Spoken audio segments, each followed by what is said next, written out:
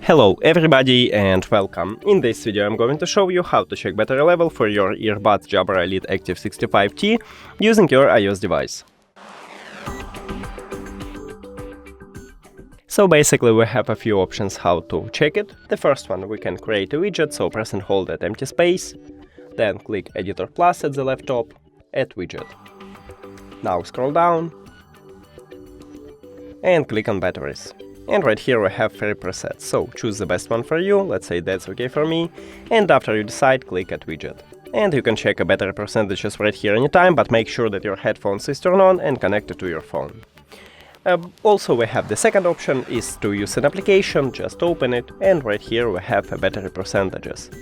That's it, thank you for watching this video. If you found it helpful, please consider subscribing to the channel and leave a like on the video, it's really important to us. See you later!